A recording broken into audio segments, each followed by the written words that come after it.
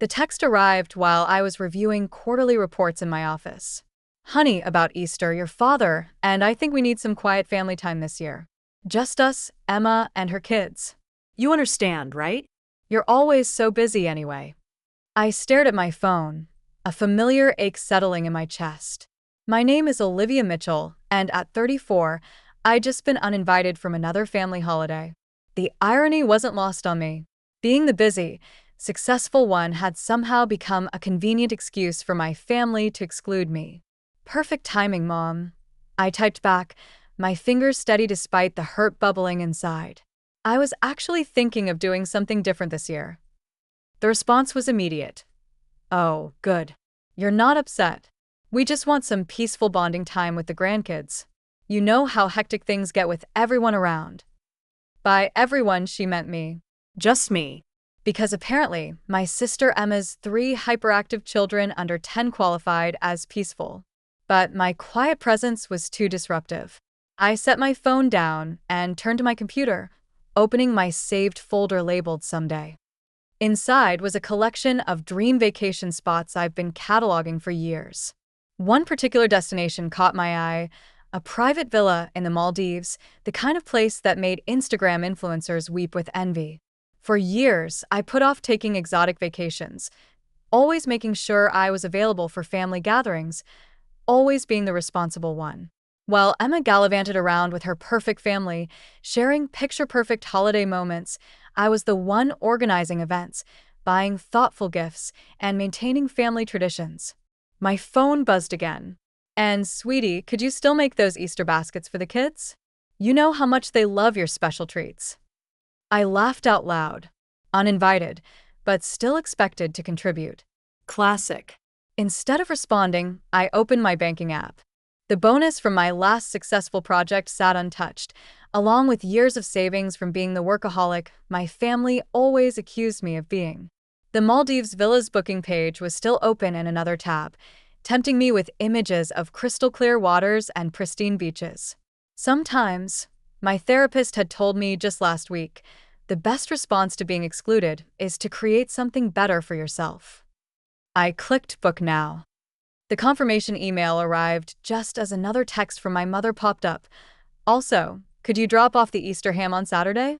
I know you always get the good one from that special butcher. I sat back in my chair, a smile spreading across my face.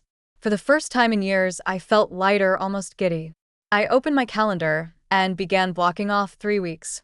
One before Easter, Easter week, and 1 week after. Then I did something I'd never done before. I set my work email to out of office and called my assistant. Sarah, remember that extended break we discussed? I'm taking it, all of it.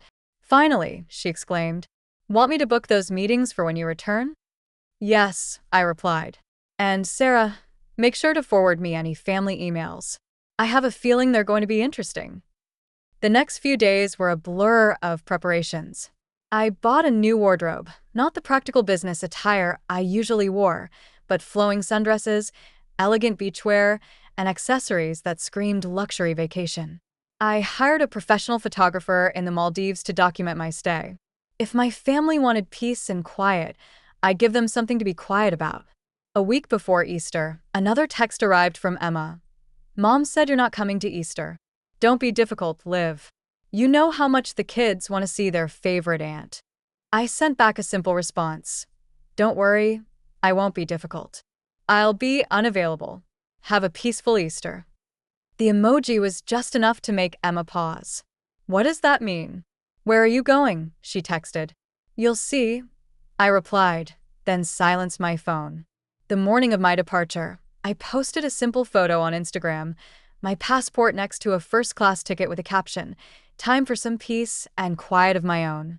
It was the first personal post I'd made in months, breaking my usual pattern of sharing only work achievements and family event photos. Within hours, my phone was flooded with messages. Mom, Dad, Emma, even my Aunt Susan, all wanted to know where I was going. But for once, I wasn't available to answer their questions. I was too busy boarding a plane, champagne in hand, ready to start my own peaceful Easter tradition. Little did they know, this was just the beginning of their peaceful, Easter turning into 3 weeks of regret. The Maldives were more breathtaking than any photo could capture. As I stepped onto the private deck of my water villa, the turquoise ocean stretching endlessly before me, I felt a surge of joy. This was what peace looked like, not being excluded from family gatherings, but choosing your own paradise. My villa was a masterpiece of luxury, floor-to-ceiling windows, a private infinity pool that merged with the ocean horizon, and a personal butler named Kai, who seemed to anticipate my needs before I even knew them. "Miss Mitchell," Kai said, arranging a welcome fruit platter. "The photographer you hired will be available tomorrow at sunrise." The lighting then is magical. I smiled, already imagining the photos, not the forced family portraits my mother insisted on every Easter, but professional shots of me living my best life. "Perfect, Kai. And the other arrangements?" "All set. The private yacht tour, sunset dinner on the beach, and spa treatments are scheduled. Also, the chef wants to know if you'd like to join the private cooking class. They're making traditional Maldivian dishes." Back home, I'd be preparing Easter baskets and hunting for the perfect ham. Instead, I was learning to make exotic dishes and planning adventures. The contrast wasn't lost on me. My phone, which I kept on airplane mode since landing, buzzed with accumulated messages when I briefly checked it. "Mom. Honey, where are you? The kids are asking about their Easter baskets." "Emma. OMG, did you seriously leave the country?" Mom's freaking out. "Dad. Princess, this isn't like you. Call us." I responded with a single photo, me in a designer sundress holding a coconut drink on my private deck, the infinite ocean behind me. No caption needed. The response was immediate. Emma called 3 times in succession. I declined each call with a serene smile, then sent her a video of a pod of dolphins playing near my villa. "Is that where you are?" she texted back. "That looks like one of those super luxury resorts. How can you afford that?" I could almost hear the jealousy in her message. Emma had always assumed that because I was single and focused on my career, I was somehow missing out on life. She never considered that not having 3 kids and a spend-happy husband meant I had resources to spare. The next morning, as the sun painted the sky in shades of pink and gold, the photographer captured shots that would make any travel magazine envious. Me doing yoga on the deck, enjoying a floating breakfast in my private pool, snorkeling with sea turtles. Each photo was carefully curated and posted throughout the day. My usually quiet social media exploded with activity. Friends, colleagues, and family members couldn't stop commenting, "Living your best life. This is what peace looks like. Where's my invitation?" But it was my mother's comments that truly showed the impact. "Olivia, please call us. The Easter dinner won't be the same without you. Sweetheart, we didn't mean to upset you. Those Easter baskets you make, the children are so disappointed."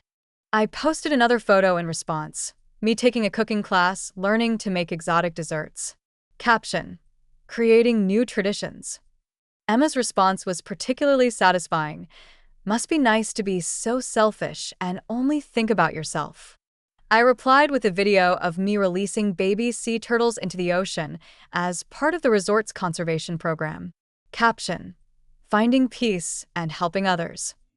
By Easter morning, while my family was probably gathering for their peaceful celebration, I was having breakfast on a private sandbank, surrounded by nothing but crystal-clear waters and serenity.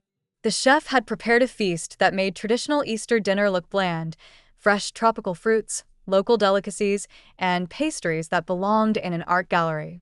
I posted a photo of my Easter dinner, a private beachside barbecue with fresh-caught lobster and champagne. The caption read, "Sometimes peace finds you in unexpected places. Happy Easter." My phone nearly exploded with notifications. Friends asking for resort details, colleagues praising my well-deserved break, and family members who hadn't spoken to me in years suddenly wanting to reconnect. But the most telling response came from my mother. "We made a mistake. Please come home soon. We miss you." I took a sip of champagne and watched the sun set over the ocean. Going home soon? I was just getting started. This wasn't just a vacation. It was a declaration of independence. And the best part? My peaceful paradise was about to make their quiet Easter look like exactly what it was, a poor excuse to exclude someone who had always been there for them. Little did they know, the photos and videos I'd shared were just a taste of what was to come. The next 2 weeks would show them exactly what they'd missed out on and, more importantly, who they underestimated. The final 2 weeks of my Maldives getaway became a masterclass in living well. Each day, I shared carefully curated glimpses of paradise that made my family's peaceful Easter look increasingly disappointing in comparison.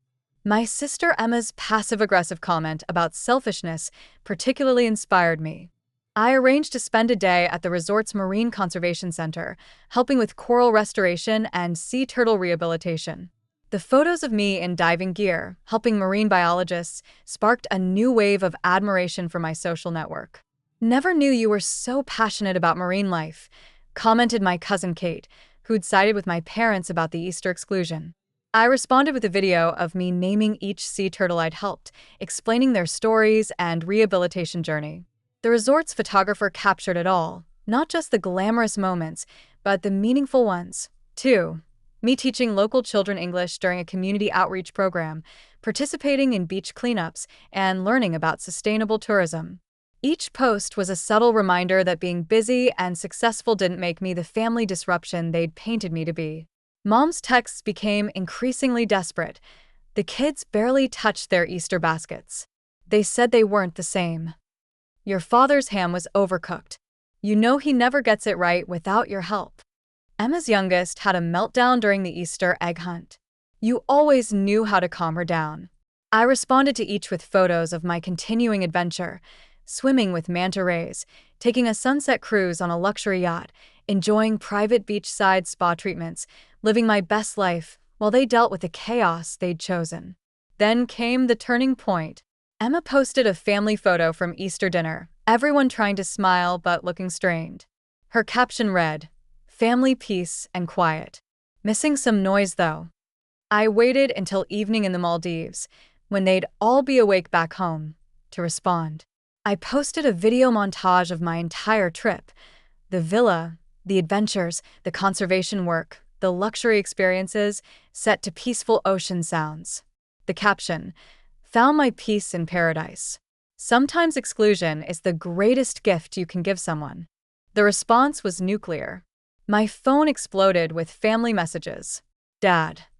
Princess, we made a terrible mistake. That place looks incredible. Emma, I can't believe you did all this while we were stuck dealing with sugar-rushed kids and mom's drama. Mom, why didn't you tell us you could afford such luxury? We thought you were just working all the time." The family group chat, which had been notably quiet during Easter, suddenly sparked to life. Relatives I hadn't heard from in months were tagging me, asking about the resort, wondering if I could help plan their vacations. On my last evening in paradise, I hosted a private dinner on the beach. The chef prepared a fusion of Maldivian and international cuisine, while fire dancers performed on the shore. The photos were spectacular, me in a flowing white dress, dining under the stars, looking completely at peace. I captioned it, "Thank you for the space to create my own traditions. Best Easter gift ever." My mother called immediately. This time, I answered. "Olivia," she began, her voice thick with emotion. "We were wrong, so wrong. We thought you were too busy for family time, too focused on work to enjoy holidays. But look at what you've created for yourself. It's beautiful." "Yes, Mom," I replied calmly, watching the stars reflect on the ocean. "It is beautiful, and all it took was being excluded for me to finally take this time for myself." The silence on her end was heavy with understanding.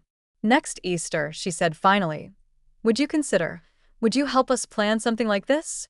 As a family?" I smiled, thinking of the photos from their peaceful Easter gathering, the chaos, the stress, the forced smiles. "Maybe," I replied. "But first, you all need to understand something. I'm not just the reliable daughter who makes Easter baskets and picks up hams. I'm someone who can create magic of her own." "We see that now," she whispered. "We really do." As I packed to leave paradise, I received one final message from Emma. "I get it now, sis.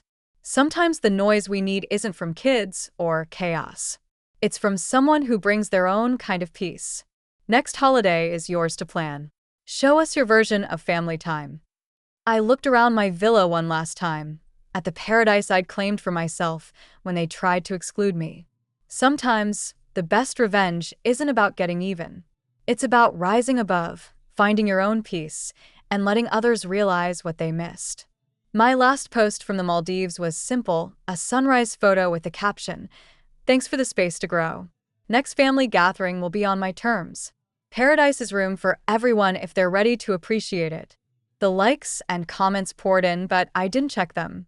I was too busy planning next Easter's family gathering, this time on my terms, in my paradise. Sometimes, the best response to exclusion is to create something so magnificent that inclusion becomes a privilege, not a right.